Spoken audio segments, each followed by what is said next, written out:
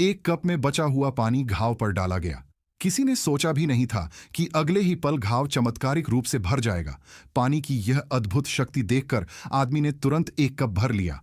फिर उसने वह पानी पी लिया, लेकिन कुछ ही सेकंड में उसके शरीर में बदलाव आने लगा।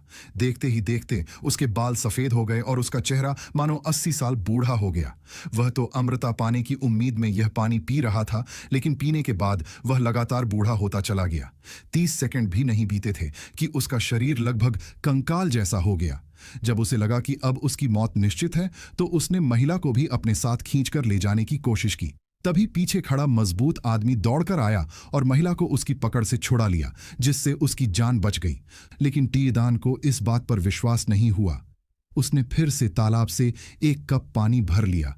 यह देखकर वह भी कुछ पल के लिए स्तब्ध रह गया। फिर उसने पवित्र प्याला जमीन पर रख दिया और किसी भाग्यशाली व्यक्ति का इंतजार करने लगा जो इस पवित्र जल को पी सके। इस तरह 30 साल बीत गए। गुफा अब समतल मैदान में बदल चुकी थी, लेकिन आश्चर्य की बात यह थी कि पवित्र जल अब भी वहीं मौजूद था। रेगिस्तान में 3 दिनों से प्यासा एक आदमी जैसे ही उसे उठाने वाला था, प्याले से अचानक सफेद प्रकाश निकलने लगा। अगले ही पल वह आदमी राख में बदल गया।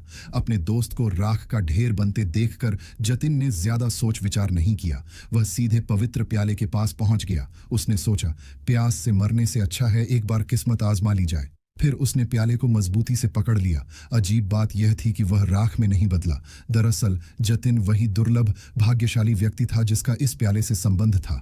इसके बाद उसने पवित्र जल पी लिया। जब वह जमीन पर लेटकर उस पवित्र जल के प्रभाव का आनंद ले रहा था, तभी अगले ही पल एक चमत्कार हुआ। जिस जमीन को उसने छुआ था, वहां अचानक हरी भरी घास उग आई और वह तेजी से चारों ओर फैलने लगी। कुछ ही समय में पूरी भूमि हरियाली से ढक गई। तब जतिन को समझ आया कि उसे एक अद्भुत अलौकिक शक्ति प्राप्त हो गई है।